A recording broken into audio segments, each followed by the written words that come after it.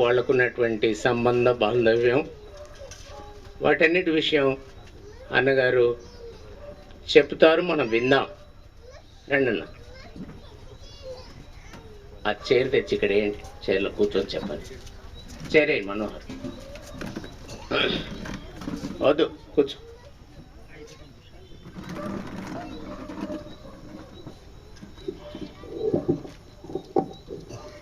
కూర్చో.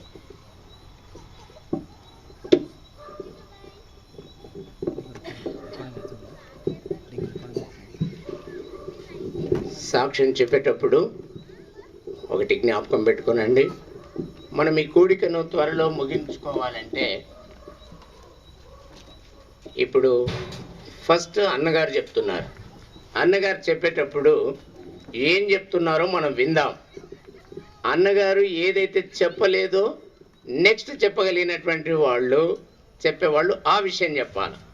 ఒక్కొక్కరు ఒక్కొక్క పాయింట్, ప్రాముఖ్యమైనటువంటి తనలో ఉన్నటువంటి మంచి గుణలక్షణం ఏంటో అది చెప్పాలి. నెక్స్ట్ ఒక రెడీగా ఉండండి, సోదరు సులోచన రెడీగా ఉండాలి. నెక్స్ట్ అంకుల్ అయిపోయిన తర్వాత సోదరు సులోచన గారు చెప్తారు.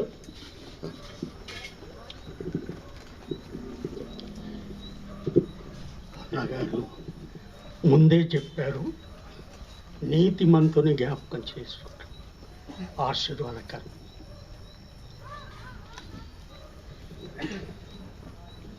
అయితే కుటుంబానికి మా బావగారు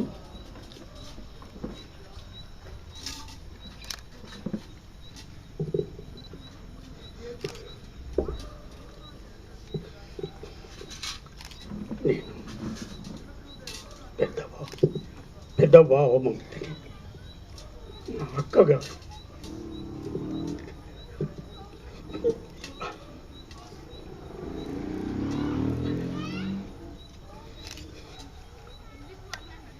మా కుటుంబానికి ఎంతో సహకరించి అందరినీ చక్కబెట్టినవాడు.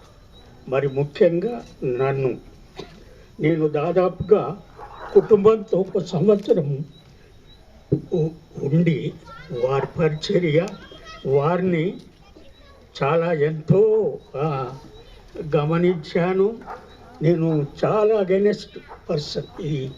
ఈ ప్రేజ్ ద లార్డ్ అంటే నాకెంతో దూరం ఉంటుంది అనుకుంటా, వచ్చేటోళ్ళ కొరకు దూరం ఉండేవాడిని.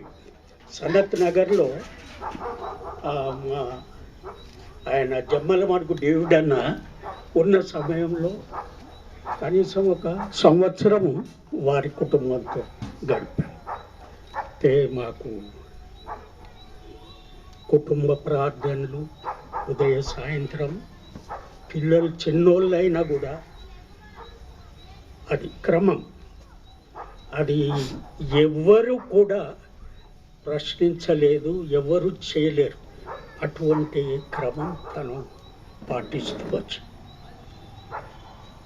పరిచర్యలో ఒక రెండు ఇన్సిడెంట్స్, రెండు విషయాలు నేను చెప్తాను, ఎక్కువ. ఒకటి ఏమిటంటే, మేము తుమ్ములూరు అని సబ్ సెంటర్ ఉండే వారిది, ఈ మన సనత్ నగర్ది అప్పుడు ఏర్పాటు చేశారు. అయితే పరిచర్య నిమిత్తమై మా బావగారిని ఒక దినం సండే మినిస్ట్రీ కొరకు తీసుకొని వెళ్ళారు. తీసుకొని అక్కడ తీసుకోవాలని తనకు ఏర్పాటు చేసిండు అన్న.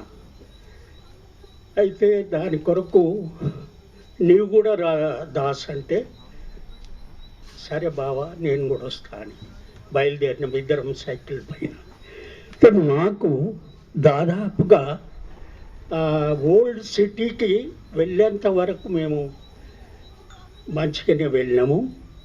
ఓల్డ్ సిటీ దాటుతున్నాము, మాకు వర్షం స్టార్ట్ అయింది.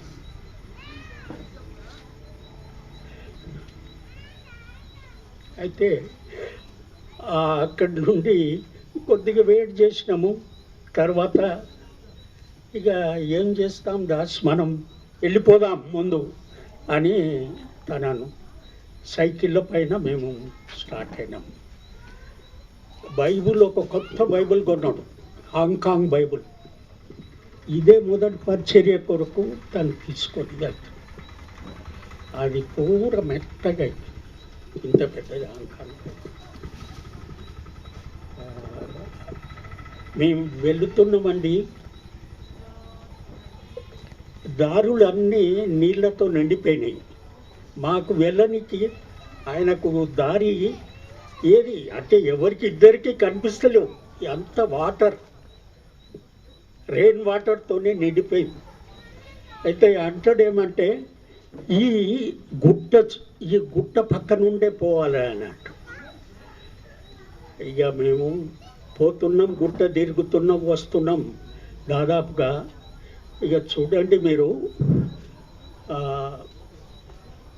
7 నుండి అంటే లోపలికి వెళ్ళిపోయినాం అనుకో, 7 o'clock నుండి తెల్లవారి 4 గంటల దాకా మేము తిరుగుతూనే ఉన్నాం, నిలబడుతున్నాం, తిరుగుతున్నాం.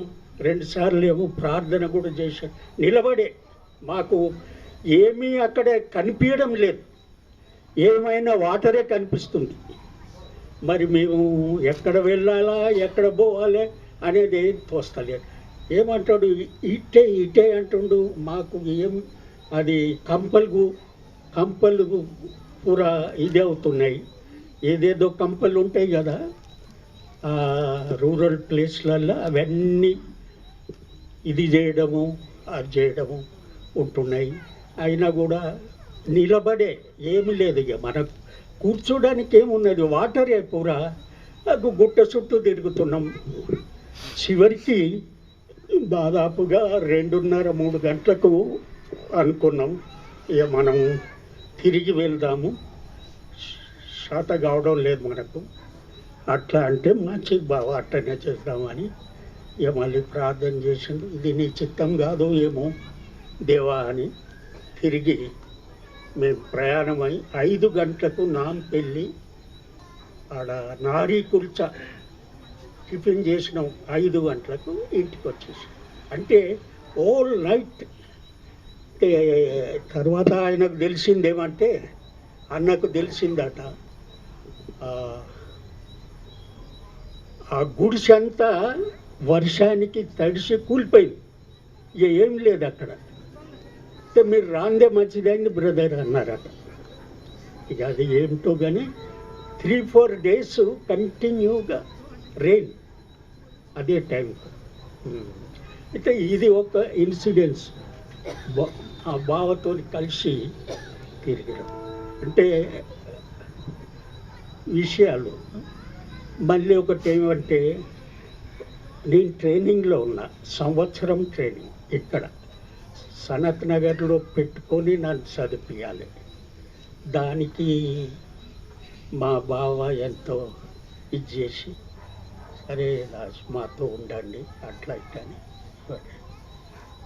ఒకసారి ఆయన చెప్పకుండా నేను ఆ దినాలలో 10 commandments వచ్చింది మొట్టమొదటిసారి హైదరాబాద్.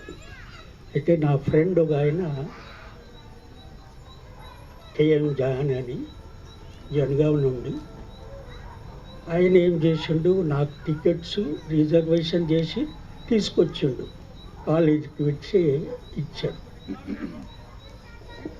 అయితే మేము వెళ్ళినాం.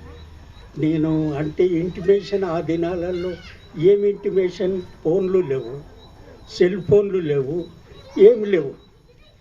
ఇక ఆ విధంగా వెళ్ళిపోయి సాయంత్రం 7-8 వచ్చినాను.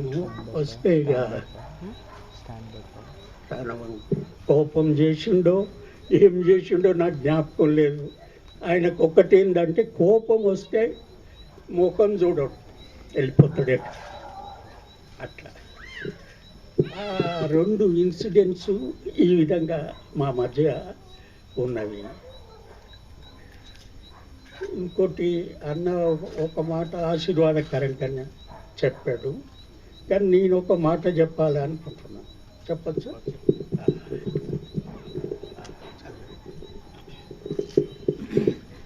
ప్రసంగి 4:2.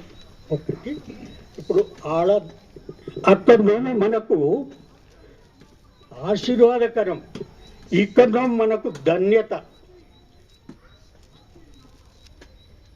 కాబట్టి ఇంకను బ్రతుకుచున్న వారి కంటే ఇంతకు ముందు కాలము చేసిన వారే ధన్యులు అనుకుంటే ధన్యులు, ఇక్కడ మనకు ధన్యత.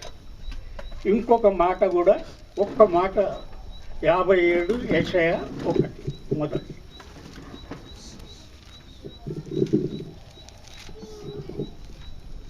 నీతిమంతులు నశించుట చూచి ఎవరునూ దానిని మనసున పెట్టరు. ఇంకా భక్తులైన వారు తీసుకొని పోబడుచున్నారు, కీడు చూడకుండా నీతిమంతులు కొనిపోబడుచున్నారని ఎవరికి తోచదు. తీసుకొని పోబడుతున్నారు అంటే ఈ కీడులు, ఈ కష్టాలు, ఈ రోగాలు, ఈ భ్రష్టు లోకం నుండి వాళ్ళు వెళ్ళిపోతున్నారు. అది ఆ ధన్యత. అది అంతేనా? ఇంకా ఇక అన్నోళ్ళు వాక్యం గురించి ఎక్కువ విపులీకరించి చెప్తారు. నేనైతే ఇది మొదటిసారి నేను నిలబడ్డాము. సారీ, క్షమించాలి.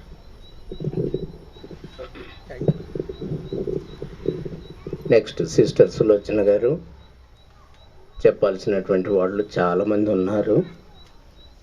అన్నగారు పెద్ద మనిషి, మొట్టమొదటి మనిషి కాబట్టి తనకు ఫస్ట్ చాయిస్ ఇచ్చాము. తాను కొంచెం ఎక్కువ తీసుకున్నప్పటికీ పర్వాలేదు అని ఇంకొదిలేసి ఇంకా చెప్తారు, మాకు తెలుసు ఆ విషయం. కానీ సిస్టర్ సులోచన గారు ఒక్కొక్కరు 3 minutes చెప్పండి. నేను ముందే చెప్పాను, ఒకరు చెప్పింది మళ్ళొకరు చెప్పొద్దు, అప్పుడు మనకు టోటల్గా కవర్ అయిపోతుంది. రండి సిస్టర్ సులోచన గారు, రండి.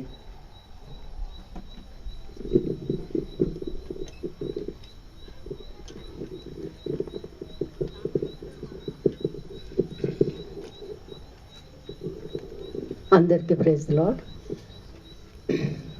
నాన్న విషయం చెప్పాలంటే నిజమే, 3 minutes 5 minutes 10 minutes అయ్యేది కాదు. మా హోల్ లైఫ్లో ఆయన ఎంతో మేలు చేశారు. అది స్పిరిచువల్గా, ఫిజికల్గా మరవలేనిది. మనం ఒక వచనం జ్ఞాపకం చేసుకుందాము. ఫిలిప్పి 3వ అధ్యాయము 17వ వచనం.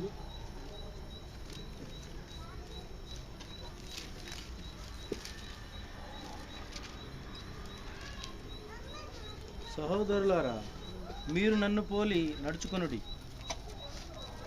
మేము మీకు మాదిరి ఉన్న ప్రకారం నడుచుకును వారిని గురిపెట్టి చూడుడి. అయితే మా డాడీలో నేను చూశాను, ఆయన అన్నిట్లో మాదిరిగా, ఎగ్జాంపులర్గా మాకున్నాడు. ఆయనను గురిపెట్టి చూసినాము. నిజమే, ఏ రీతిగా అందులో రాయబడిందో ప్రతి రీతిగా. డిసిప్లిన్ విషయంలో నేను ఆల్రెడీ చాలాసార్లు మీకు కవర్ చేశాను. ఆయన చాలా స్ట్రిక్ట్ పర్సన్, మమ్మల్ని డిసిప్లిన్ చేయడంలో. ఆయన కూడా డిసిప్లిన్గా జీవించాడు ఈ లోకంలో జీవించినప్పుడు. ఇంకా దాన్ని నేను ఎక్కువగా చెప్పలేను. ప్రతి దాంట్లో ఆయన లైఫ్ ఏమో ఎంతో ఎగ్జాంపులర్గా ఉంది. మార్నింగ్ సిస్టమేటిక్, ప్రతి దాంట్లో సిస్టమేటిక్ లైఫ్ జీవించాడు. ఏదే కానీ, ఏ చిన్న పని చేసినా కానీ అది మేము మరవలేంది. ఇంకోటి ఏంటంటే అందరు రక్షింపబడాలని ఆశించిండు. ఆయన ఆశ ప్రకారము అందరము ప్రభువుని అంగీకరించుటకు దేవుడు సహాయం చేస్తాడు. ఇంకా అంతేకాకుండా ఆయన ఎక్కువ వాక్యాన్ని ప్రేమించిండు. ఆల్రెడీ ఇది కవర్ అయింది. చాలా ఎక్కువ ఆసక్తి, చాలా ఇష్టం ఆయనకి. నాకు కూడా అదే ఆశ ఉండింది. ఎప్పుడన్నా డాడీతో ఉన్నప్పుడు కొన్ని ఎక్కువ ఆయన పర్సనల్గా ఆయన ఎక్స్పీరియన్స్ అయిన వ్యక్తి కాబట్టి నేర్చుకోవాలన్న ఆశతో నేను ఆయనతో ఉన్నప్పుడు ఎక్కువ చదివి Hebrews 5th chapter 7th verse అనుకుంటా. అందులో ఏంటంటే, యేసు ప్రభు సీక్రెట్ లైఫ్ ఏంటమ్మా, నువ్వు ఎప్పుడన్నా ఆలోచించినావా అని అడిగిండు నన్ను. అంటే ఏంటి నాయన అంటే, అక్కడ ఒక మాట ఉంది, కన్నీళ్లతో యాచనతో శరీరధారి అయి ఉన్న దినములలో మహారోదనంతోనూ కన్నీళ్లతోనూ తన్ను మరణం నుండి రక్షింపగలవానికి ప్రార్థనలను యాచనలను సమర్పించి భయభక్తులు కలిగి ఉన్నందున ఆయన అంగీకరింపబడింది. ఇది సీక్రెట్ లైఫ్ అమ్మా, ఇది మనం నేర్చుకోవాలి అని చెప్పాడు తను. ఇంకొక వచనం నేను ఎక్కువ అది మీ అందరికి కూడా వాక్యం తెలుసు కాబట్టి నేను నేర్చుకున్నది మా డాడీ దగ్గర, నేను అదే చెప్తున్నాను. ఇంకోటి ఏంటంటే, ఇదంతా ఎందుకు దేవుడు ఇంతగా మనం ప్రేమించండి ఈ లోకానికి వచ్చి, మరి ఆయన ఇంతగా తగ్గించుకొని చేసింది ఏంటి? ఏంటంటే అమ్మా అది ఒకరోజు ఈ మాట నాతో చెప్తా ఉన్నారు. ఏంటంటే ఆదికాండము 3వ అధ్యాయంలో అదొక వచనం 11th వచనం ఏంటంటే చల్లని పూట ఆదాముతో దేవుడు సహవాసం కలిగి ఉండడానికి ఇష్టపడ్డాడు. అదేనమ్మా లాస్ట్ వరకు ప్రభు ఆశ అది. దేవదూతలను ఆయన క్లోజ్గా చూడలేదు, మనతో చూడు ఆయన ఎంత ఇది. ఏదన్నా ఆయనకు టచ్ అయితే ఏదన్నా చెప్పాలనుకుంటే అది షేర్ చేసేవాడు. ఇంకోటి మా బ్రదర్తో కూడా ఎప్పుడు మాట్లాడినా అవర్స్ టుగెదర్ ఆయన వాక్యం విషయం అవార్డు డిస్కషన్ చేసేవాడు. కెనడాలో ఉన్న తమ్ముడు మా డాడీ కూడా అన్నీ ఎక్స్ప్లెయిన్ చేస్తూ వాడు ఎంత హ్యాపీగా కాలం గడిపేవాడు. నిజమే, అదొకటి మంచి క్వాలిటీ మా డాడీ దగ్గర నేర్చుకుని. వాక్యాన్ని ప్రేమించారు, దాని ప్రకారం నడుచుకోవడానికి కష్టపడేవాళ్ళు, మంచి డిసిప్లైన్ లైఫ్ జీవించుండు. ఇంకోటి ఆదిత్యం విషయంలో కూడా ఎవరు వచ్చినా సనత్ నగర్ ఫస్ట్ ఇది అసెంబ్లీ మీకు తెలిసిందే, హెబ్రోన్ తర్వాత. అయితే పెద్ద సేవకులందరూ ఇక్కడ డైరెక్ట్ అయ్యేవాళ్ళు. వాళ్ళందరికీ కూడా ఈయన మంచి ట్రాన్స్లేటర్ గుండు, మంచిగా వాక్య ప్రచర్యలు వాడేవాళ్ళు. యంగ్గా ఉన్నప్పుడు ఈఎస్ఐ ఆ ప్రాంతాల్లో సేవకి వెళ్ళాడు. ఆల్రెడీ మీరు మా మామ చెప్పడం విన్నారు మీరు. అదే కాకుండా ఆతిథ్యం ఇచ్చే గృహంగా మా ఇల్లు ఉండింది. ప్రతి ఒక్కరు మా ఇంట్లో వచ్చి భోజనం చేసి వెళ్ళడం. ఆ రీతిగా నాన్న ఎంతో ఇదిగా. అంతేకాదు బోత్ ది సైడ్స్, ఇక్కడ అమ్మ వాళ్ళ తరఫేమి డాడీ వాళ్ళ తరఫు ఎవరు వచ్చినా ఇంట్లో మరి మెడికల్గా కూడా వాళ్ళకి హెల్ప్ చేసేవాళ్ళు. మరి అదే కాక వాక్య విషయంలో కూడా వాళ్ళకి మంచిగా వాళ్ళు కావాలన్నట్టు వాక్యంలో కూడా హెల్ప్ చేసేవాళ్ళు. కొన్నిసార్లు కొన్ని డేస్ ఉండి గడిపి వాళ్ళు ట్రీట్మెంట్ కొరకు కూడా వెళ్ళేవాళ్ళు. అమ్మ విషయం చెప్పాలంటే కూడా అమ్మలో కూడా మేము చాలా నేర్చుకోగలిగినాం. ఆమె ఆధారపడిన అవసరం లాస్ట్ వరకు ఆమె నాన్నకు ఎంతో సిన్సియర్గా సేవ చేయగలిగింది. ఒక చెయ్యి ఇరిగినప్పటికీ కూడా ఒక్క చెయ్యితో కూడా మరి మమ్మల్ని ఎవరిని కూడా రానిచ్చేది కాదు. ప్రతి ఒక్కటి తను సొంతగా చేయగలి. కాబట్టి ఆ సాటిస్ఫాక్షన్ అనుకుంది. ఒకటి నిజమే, ఒక మాట చెప్పాలంటే సామెతలు 31 ఆ అధ్యాయం అంతా అమ్మ పట్ల అది కరెక్టే అని చెప్పగలను. అందులో ఎన్నో క్వాలిటీస్ ఉన్నాయి, మీరు తర్వాత ఇంటికి వెళ్ళాక చూసుకోవాలి. కాబట్టి ఈ రీతిగా మమ్మల్ని కూడా మేము మా డాడీలో అడ్మైర్ చేసి చాలా ఉన్నాయి. కాబట్టి ఒకటి నన్ను సంతోషపెట్టగలిగినాం ఏంటంటే 1 యోహాను 3వ అధ్యాయము 4వ వచనం అనుకుంటు 4వ వచనంలో ఏముందంటే నా పిల్లలు సత్యం గురించి నడుచుకున్నట్టంత సంతోషం ఉన్నాయి, ఇంకా దానికన్నా మించింది ఏది లేదన్నట్టు. కాబట్టి అది ప్రొడ్యూల్ రానున్న దినాల్లో నేను కొలెసియన్స్ 2nd చాప్టర్లో ఒక వచనం ఉంది, అది 11 ఏంటంటే అక్కడ ఏంటంటే ఒక వచనం ఏమని ఉందంటే ఆయన ఏదైతే ఆయన యందు స్థిర విశ్వాసము, మళ్ళీ ఆయన శరీర రీతిగా మాకు దూరంగా ఉన్నాను. ఆ వచనం ఒకటి just please help me in reading. Colossians 2nd chapter I think. అక్కడ శరీర రీతిగా మీకు నేను దూరంగా ఉన్నాను, ఆత్మ విషయంలో మీ స్థిరమైన విశ్వాసమును మాది అయిన జీవితం చూసి సంతోషిస్తున్నాను. ఇదొకటే మా ట్రిబ్యూట్ మా డాడీకి మేము ఇవ్వగలము. మా లైఫ్లో మాది అయిన జీవితం ద్వారా లేక ఆయన ఏదైతే ఫాలో చేసిండో ఆ ఫుట్ ప్రింట్స్ మేము ఫాలో చేసి క్రీస్తునందలి స్థిర విశ్వాసంతో మరి గడపాలని ఆశిస్తున్నాం. ప్లీజ్ మా కోరిక అందరూ మీరు తెలుసు. Thank you very much.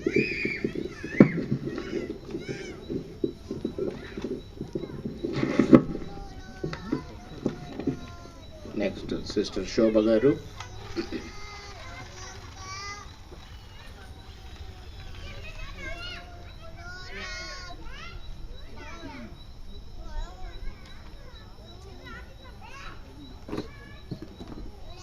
Okay. Sister Sulochana Devapriyam.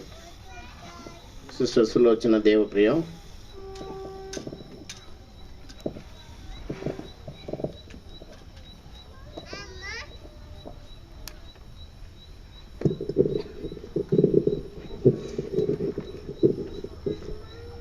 అందరికీ ప్రైజ్ ది లార్డ్. మరి నేను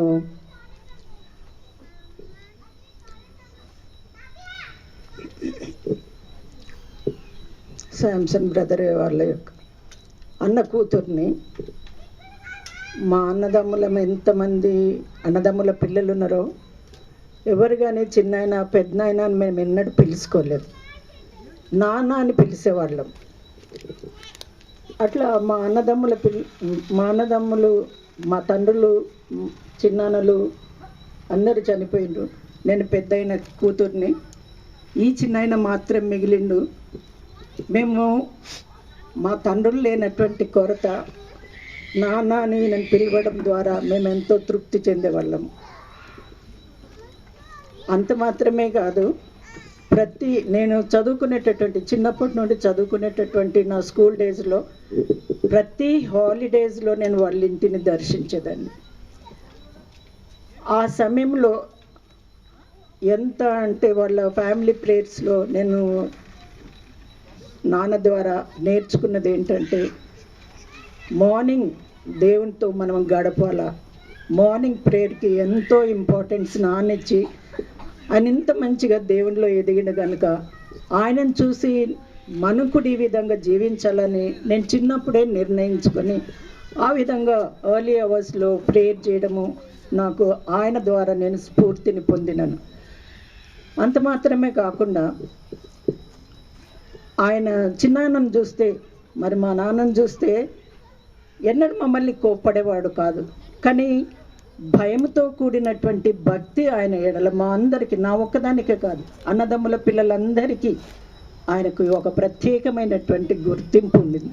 అది ఎందుకు అనంటే దేవునిలో ఆయన ఉన్నటువంటి ఆ భక్తిని చూసి మేమందరం కూడా ఆయనకు భయపడేవాళ్ళం. ఆయనకు ప్రతి విషయంలో ఎక్కువ మాట్లాడేవాడు కాదు, కానీ మమ్మల్ని మాట్లాడిన కొద్ది నిమిషంలైనా మాకు ఎంతో ఆశీర్వాదకరంగా ఆయన చెప్పేటటువంటి మాటలు ఉండేటటువంటివి.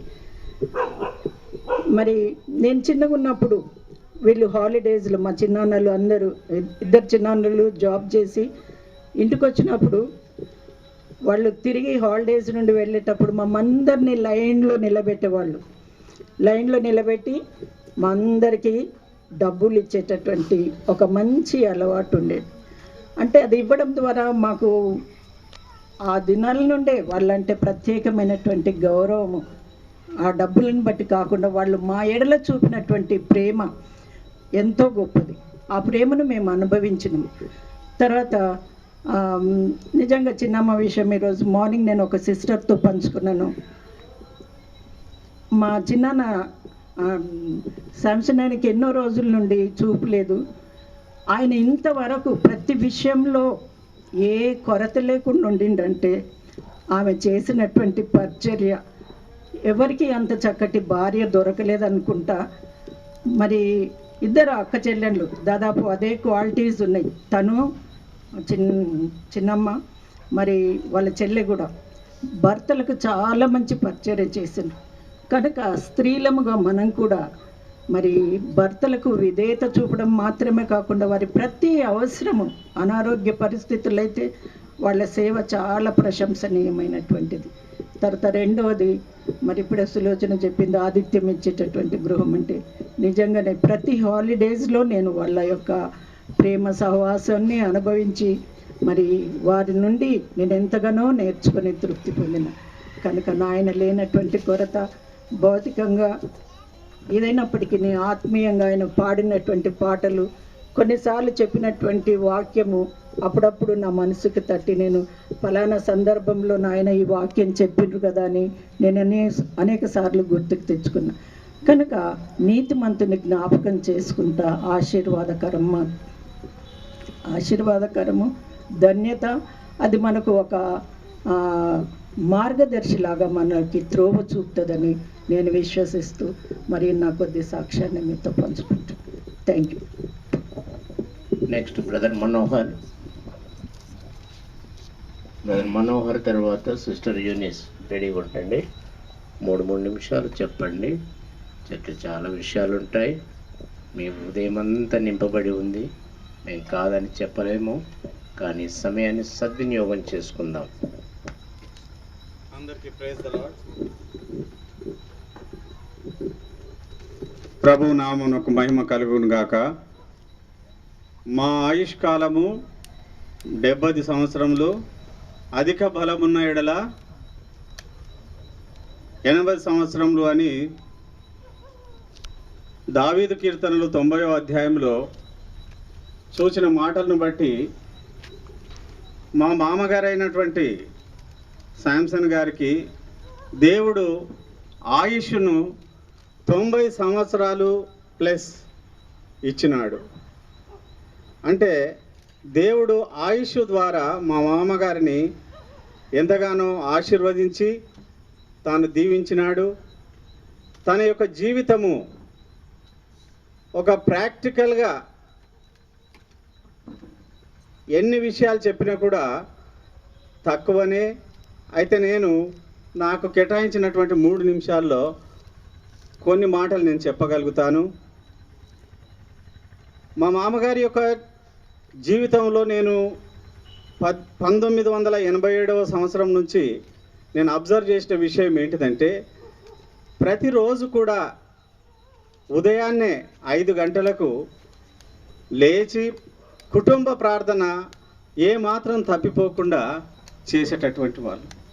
సాయంకాలం కుటుంబ ప్రార్థన, తర్వాత దేవునికి తన జీవితంలో ఎంతో ఉన్నతమైనటువంటి స్థానాన్ని ఇచ్చినాడు.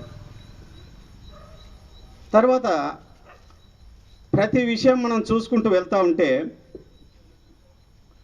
5 గంటలకు ఒక్కొక్కసారి మేము అలసిపోయి ఉండి పండుకుంటే కూడా మా అత్తమ్మ మామ ఇద్దరు కలిసి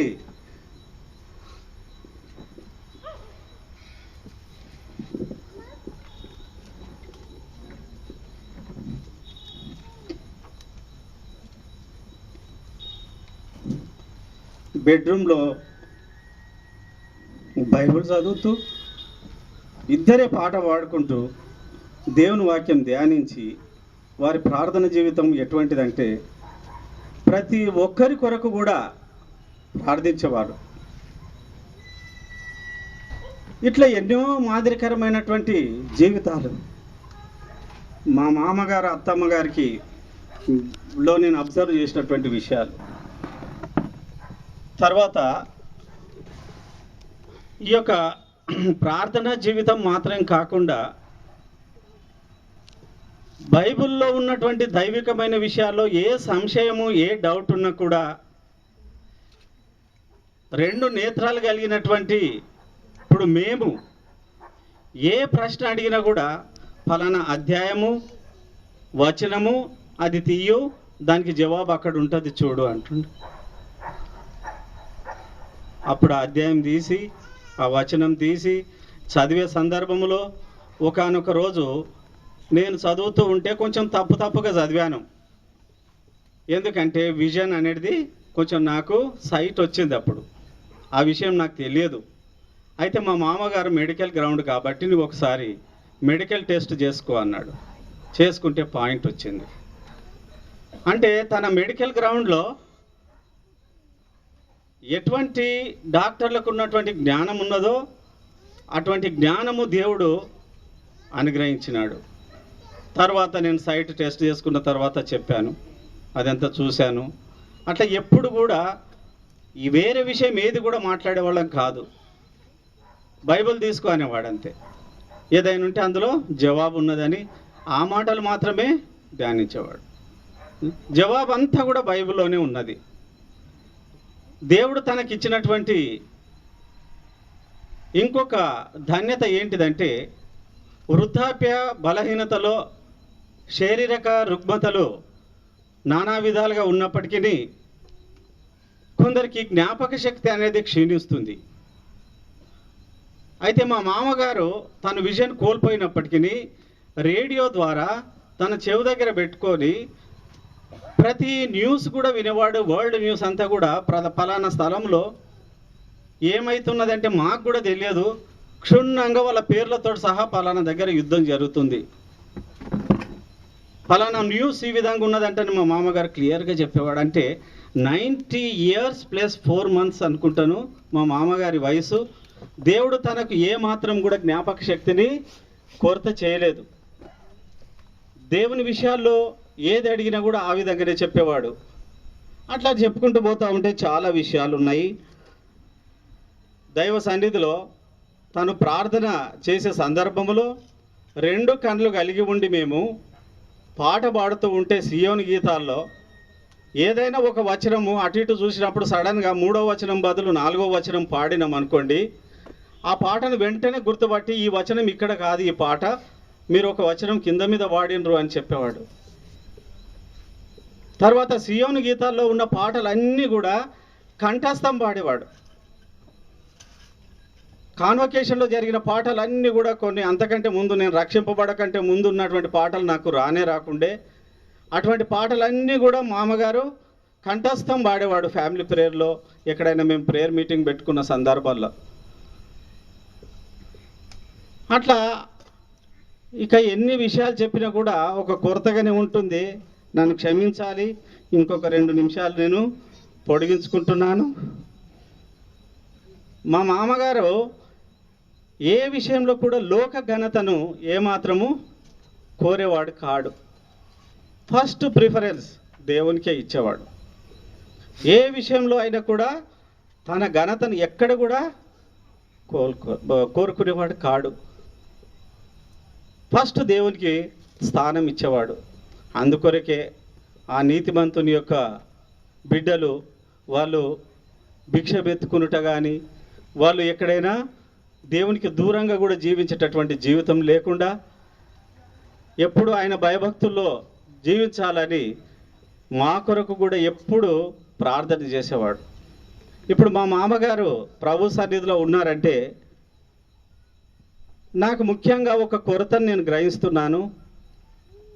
మా కొరకు నిత్యము ప్రార్థించేటటువంటి మా మామగారు లేరు.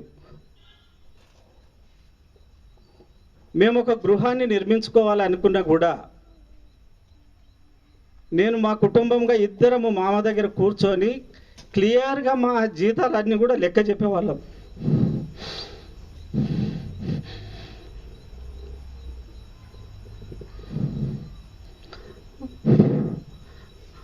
మా గురించి చింత చేసేవాడు.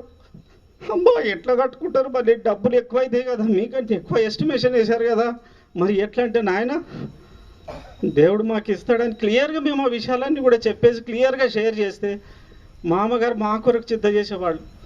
ఇల్లు కట్టుకుంటున్నారు, ఇంతవరకు వచ్చింది, మరి పూర్తిగా ఎట్లా చేసుకుంటారు వీళ్ళు, దాని విషయంలో ఎప్పుడు కూడా ప్రార్థన చేసేవాడు. వచ్చినప్పుడల్లా అడిగేవాడు.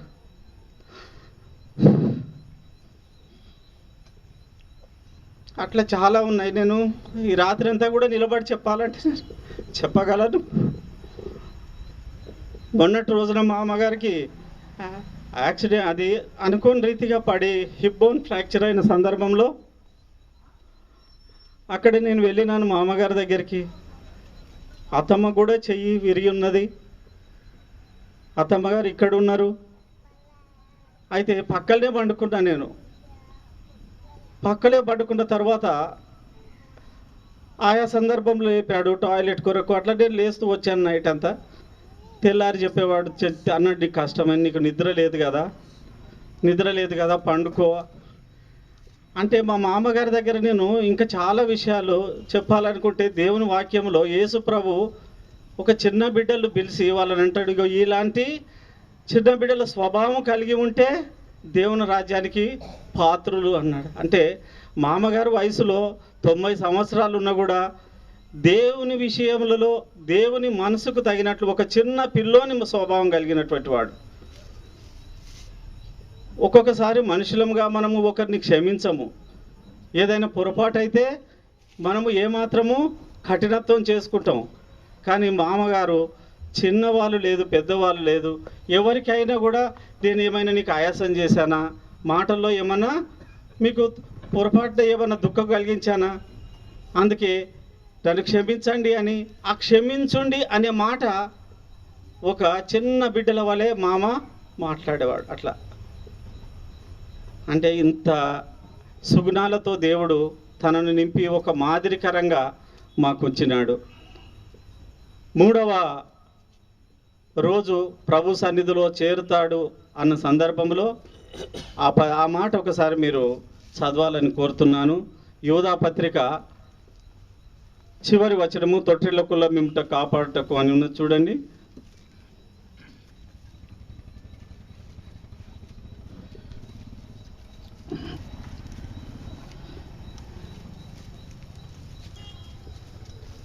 తొట్టిల్లకుండా మిమ్మల్ని కాపాడుటకును తన మహిమ ఎదుట ఆనందముతో మిమ్మల్ని నిర్దోషులుగా నిలబెట్టుటకును శక్తిగల మన రక్షకుడైన శక్తిగల మన రక్షకుడైన అద్వితీయుడైన దేవునికి మన ప్రభు అయిన యేసుక్రీస్తు ద్వారా మహిమయు మహాత్మ్యమును ఆధిపత్యమును అధికారమును యుగములకు పూర్వమును ఇప్పుడును సర్వయుగములకును కలుగును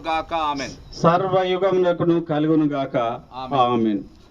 అత్తమ్మ ఇద్దరు కలిసి ఉన్న సందర్భంలో మధ్యాహ్న సమయంలో బామ ఎప్పుడు కూడా దేవుని వాక్యము ధ్యానించుకుంటూనే ఉండేవాడు. స్నానం చేస్తుంటే దేవుని వాక్యం ధ్యానించేవాడు. ఇంట్లో ఎటు తిరిగినా ఎక్కడ ఉన్నా కూడా ఎప్పుడు దేవుని వాక్యంతో నింపబడి ఉన్న సందర్భంలో పండుకొని లేచిన తర్వాత అత్తమ్మతో అన్నాడంట, ఈ వచనం చదవండి అని.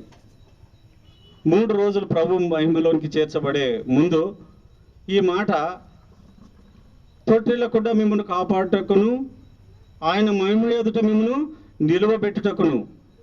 అంటే దేవుడు తన నిత్య రాజ్యమునకు తొట్టిల్లకుండా తను తీసుకొని వెళ్తాడని ముందుగానే ప్రవచించిండు అన్నమాట. ప్రవచనము దేవుడు తనకు బయలుపరిచిండు. సమాధానము సంతోషము కలిగిన పరలోక రాజ్యం కొరకు తనను సిద్ధపరిచి తాను తీసుకొని ఉంటున్నాడు. కాబట్టి లోకంలో అన్ని జనుల వలె మీరు దుఃఖించకుడి అని దేవుని వాక్యంలో సెలవిచ్చినట్టు, దుఃఖము హృదయంలో ఉన్నప్పటికీ మామగారు దేవుని సన్నిధిలో ఈ బలహీనతలన్నిటి నుంచి కూడా విడుదల పొంది ఆనందిస్తున్నాడని ఆ విశ్వాసంతో దేవునికి కృతజ్ఞతాస్తుతులు చెల్లిస్తుంటున్నాం. ఈ సాక్ష్యంను దేవుడు దీవించును గాక. సిస్టర్ యూనిస్ గారు రండి. సిస్టర్ యూనిస్ తర్వాత దేవయ్య గారు కోహీర్, ఈమె తర్వాత దేవయ్య గారు సిద్ధంగా ఉండండి. అందరికీ ప్రైజ్ ది లార్డ్. నేను 5వ కూతురును.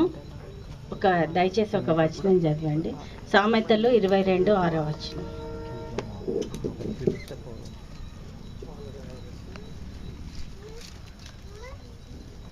బాలుడు నడవలసిన త్రోవను వానికి నేర్పుము, వాడు పెద్దవాడైనప్పుడు దాని నుండి తొలగిపోడు. ఈ వాక్యము అక్షరాల మా నాన్న మా పట్ల నేర్పించిండు అనమాట. చిన్నగా ఉన్నప్పటి నుండి క్రమంలో ఏ రీతిగా నడుచుకోవాలి, విశ్వాసంలో వాక్యము ఎట్లా దేవునికి ఎక్కడ ఇంపార్టెన్స్ ఇవ్వాలనేది చాలా నేర్పించింది. నేను చెప్పాలంటే ఇంకా రాత్రంతా కూడా చెప్పవచ్చు ఒక్కొక్క ఇన్సిడెంట్, కానీ 2-3 ఇన్సిడెంట్స్ చెప్తాను నేను. ఈ వాక్య ప్రకారంగా దేవుడు ఒకసారి అంటే చాలా ఫెయిత్గా ఉంటుండే, ఎప్పుడు ప్రార్థన చేసుకుంటూ ఏదన్నా మాకు కష్టం వచ్చినప్పుడు కూడా ఏం చేస్తుండే, ప్రార్థన చేసుకోమ్మా అని చెప్పేవాడు. ఒకసారి నేను కాలేజీలో చదివేటప్పుడు ఫీజుకు డబ్బులు లేకుండే అప్పుడు ఆ సమయానికి. అయితే నాయన ఫీజు కట్టాలి నేను అంటే, ప్రార్థన చేసుకోమా దేవుడు ఇస్తాడన్నాడు.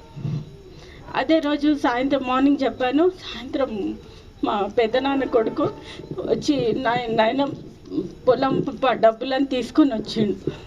అట్లా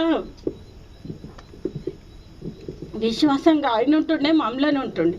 అదే ఈ విశ్వాసమే పెద్దవాడైన తర్వాత తొలగిపోవడం. అంటే నేను కూడా హాస్టల్లో ఉన్నప్పుడు ఒకసారి కీబోర్డ్ కొట్టేసుకున్నాను. కీబోర్డ్ కొట్టుకుంటే అప్పుడు ఏం చేయాలని ప్రార్థన, నన్ను ఆయన ఇట్లా చెప్తుండే కదా అని ప్రార్థన చేసుకొని, చిన్నగా ఉంటే అప్పుడు నేను 5th క్లాసో 4th క్లాసో ఉంటే, అయితే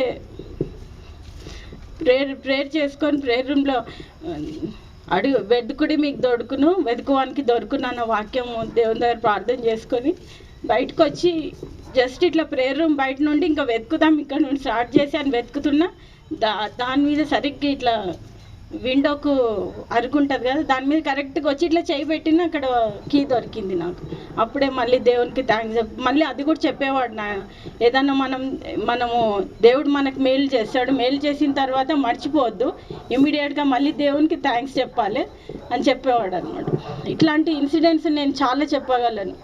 ఇట్లా ఫెయిత్లో, వాక్యంలో, దేవునిలో ఎదగాలని ప్రతి విషయంలో చెప్పేవాడు అనమాట.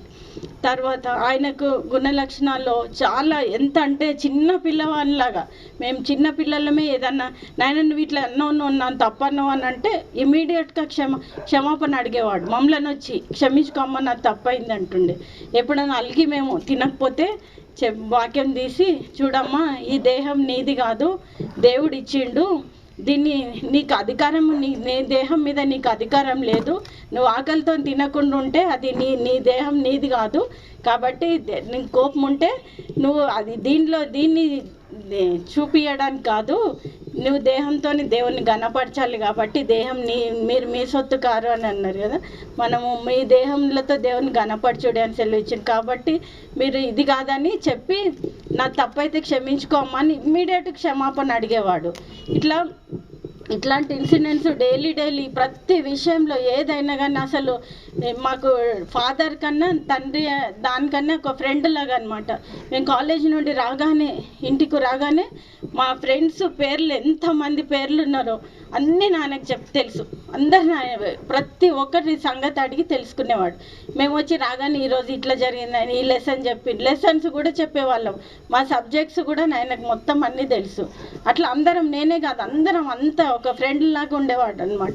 ప్రతి దాంట్లో గైడ్ చేస్తుండే. ఏదన్నా కుటుంబంలో ప్రాబ్లమ్స్ ఏమన్నా వచ్చి ఏదన్నా ఇదైనప్పుడు ఏదైనా చెప్తే దానికి చక్కగా గైడ్ చేసేవాడు. ఇంకోటి ఏంటంటే చిన్నగా ఉన్నప్పుడు కొట్లాడుకునే వాళ్ళం ఇంట్లో. మేము 7 అక్క చెల్లెళ్ళం అన్నదమ్ముళ్ళము. అయితే కొట్లాడుకుంటే ఏం చేసేవాడంటే మేమే ఇసుక తెచ్చుకోవాలి.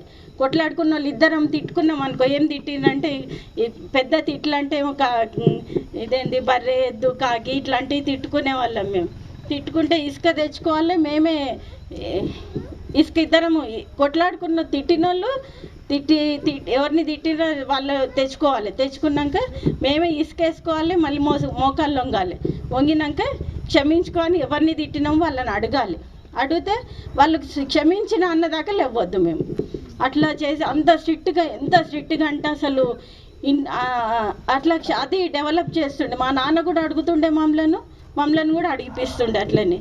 తర్వాత ఇప్పుడు ఇట్లాంటి ఇన్సిడెంట్స్ అంటే ఇంకా నాకు ఇప్పుడు చెప్పాలంటే అందరి ముందు నేను స్టేజ్ ఫియర్ ఉంది, నేను చెప్పలేను. ఇట్లా ఈ ఒక్కొక్క ఇన్సిడెంట్స్ అంటే ఎంత అంటే అసలు ఆయన లైఫే ఒక ప్రాక్టికల్ లైఫ్. అసలు ఆయన అట్లాంటి లైఫ్ నేనైతే చూడలేదు. ఎవరన్నా మా తండ్రి అని నేను గొప్ప చేస్తే ఎక్కడ కూడా ఆయనకు ఇప్పుడు ఇంతకుముందు మనోహర్ గారు చెప్పారు కదా ఘనత ఎక్కడ అని. ఒక్క ఎగ్జాంపుల్ చెప్తున్నా. మొన్న 90 years బర్త్డే ఉంటే అందరు అన్నారు మహారాజా చైర్ తెస్తాము, ఆ చైర్ వేసి కూర్చోబెడదాము, బర్త్డే కదా గణపరిచినట్లు. అంటే వద్దు, ఆ దేవునికి మహిమ రావాలి, మనుషులకు రావద్దని అస్సలు ఆ చైర్ కూడా తెప్పించుకోలే. ప్లాస్టిక్ చైర్ అందరు సరిగా వేసుకొని కూర్చో అంతే.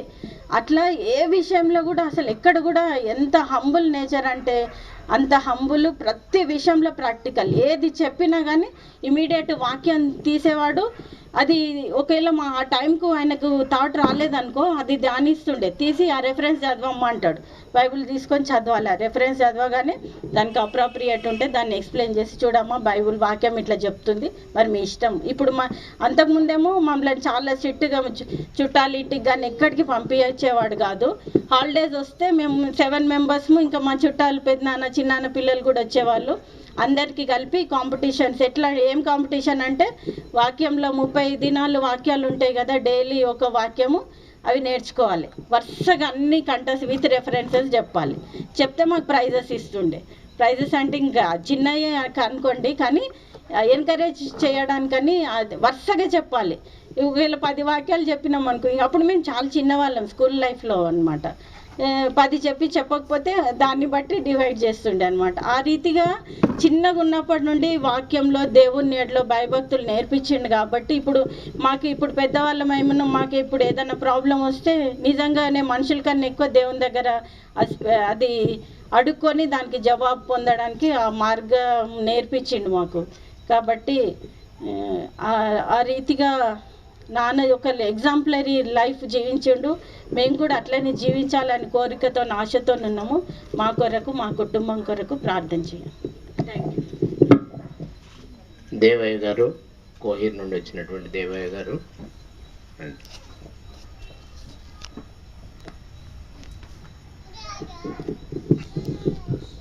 అందరికీ నమస్కారం. ఇప్పుడు మా చిన్నాయన యొక్క ప్రేమను మేము చెప్పుకోవాలంటే చాలా బాధగా, కానీ మమ్మల్ని ఎప్పుడూ వేరే వదలలేదు. అందరూ నాన్న పిల్లలు మా పిల్లలు అనే భావన ఎప్పుడు లేకుండా అందరు నా పిల్లలు అనే భావనతో ఉంటుండే. ఊరికి వస్తే అందరిని పలకరింపు.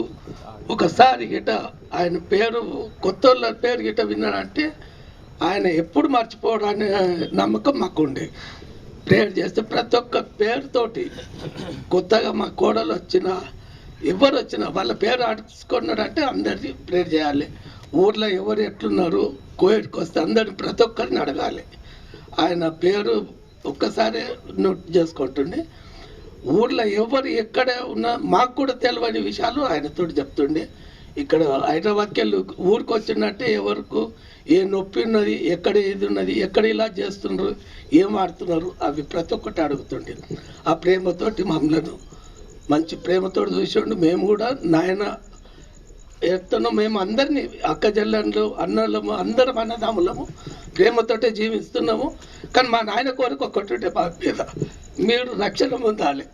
అదొక్కటి నాయన కోరిక ఉండే, తీర్చలేకపోయినాము.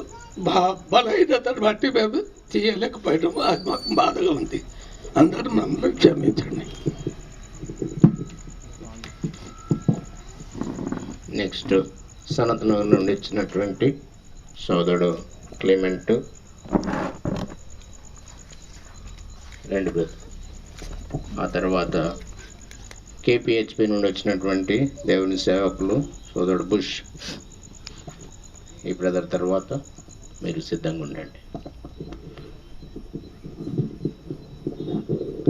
Praise the Lord.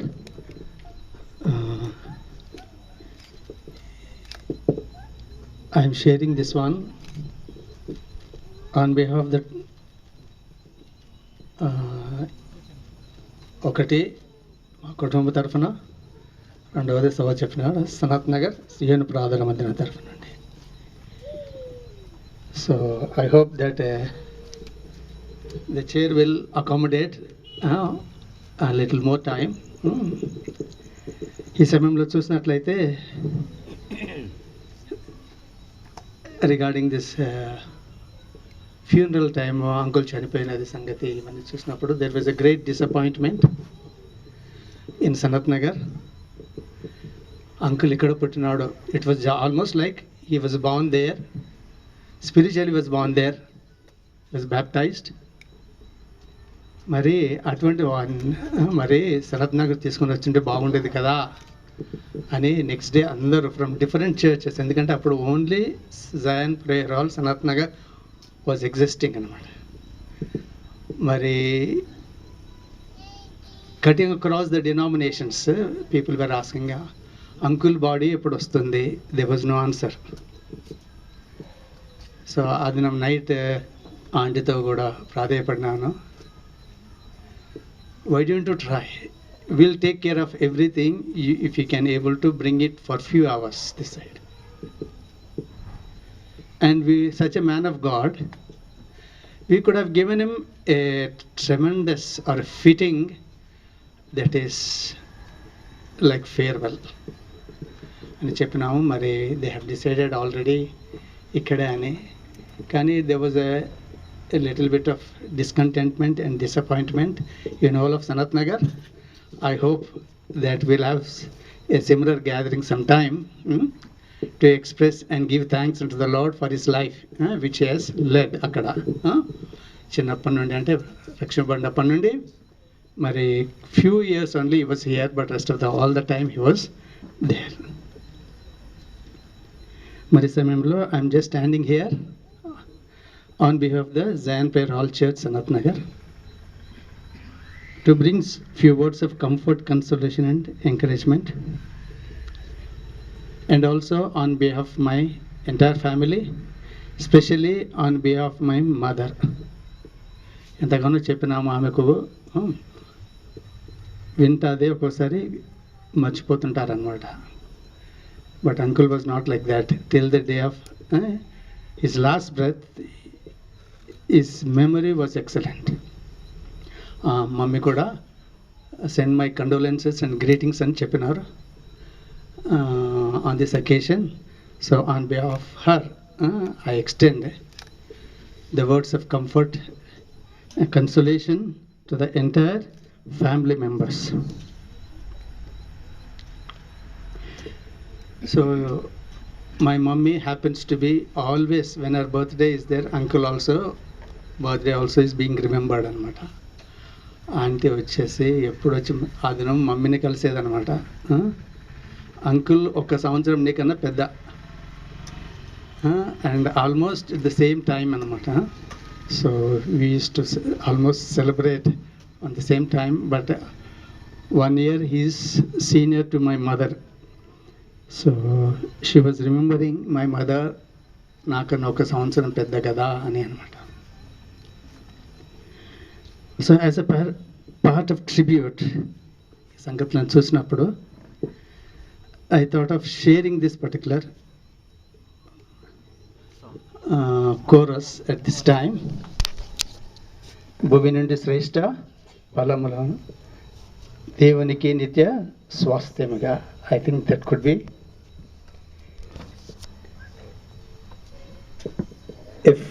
a fitting song. Adinam, we thought of singing, but there was a very shortage of time. So everybody knows about that, kada? భూమి నుండి శ్రేష్ఠ ఫలముగను దేవునికి నిత్య స్వాస్థ్యముగా. భూమి నుండి శ్రేష్ఠ ఫలముగను దేవునికి నిత్య స్వాస్థ్యముగా. భోజనములలో ప్రేమించి క్రయధనమిచ్చితివి. భోజనములలో నుండి నన్ను ప్రేమించి క్రయధనమిచ్చితివి.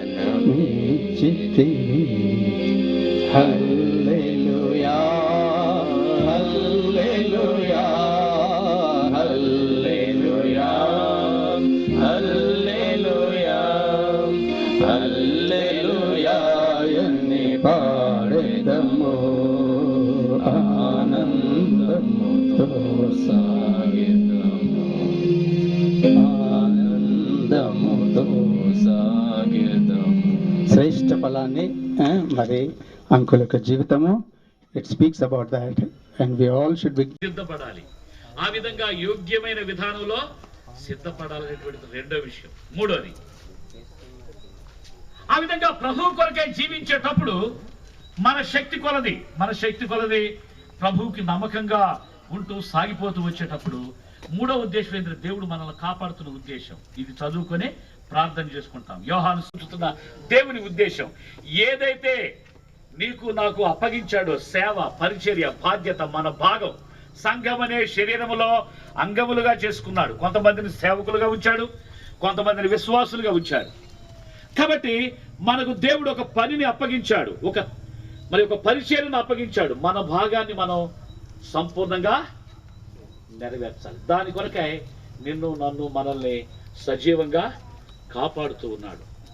ప్రియులారా, ఈ రాత్రికాల సమయంలో మరి మనం పరిశీలించుకొని మరొకసారి ప్రభువుకు ప్రభు యొక్క సంకల్పం ఆ విధంగా మనం ఉండాలి అంటే దేవుని చాటుకు మనం రావాలి. మహోన్నతుని చాటు నివసించువాడే సర్వశక్తి నీడను విశ్రమించువాడు.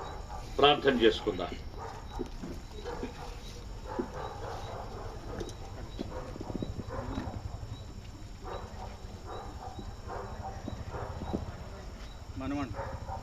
దయచేసి గమనించండి, మనవన్లో ఒక పాట పాడతారంట. Secondly, he's a thankful person. And every time, I used to help, once upon a time what happened was, when I dropped him and picked him up from this house, he was looking for me. He said, "Joseph, I want to speak to you one thing." And he said, "Thank you so much for all your help." He's a thankful person. And thirdly, he never condemned me. Though I had weaknesses, he always used to help me, build me up, and encourage me. And when I look at his life, there's so much to learn from him. And I'm so privileged that I can, I've seen his life, and because of him, I can continue this Christian life. And my son is so privileged. I can say to him tomorrow that, "See, my son, This is a grandfather, and this is a life that he has left. So let's follow him. And I would like to thank each one of you, those who have come here.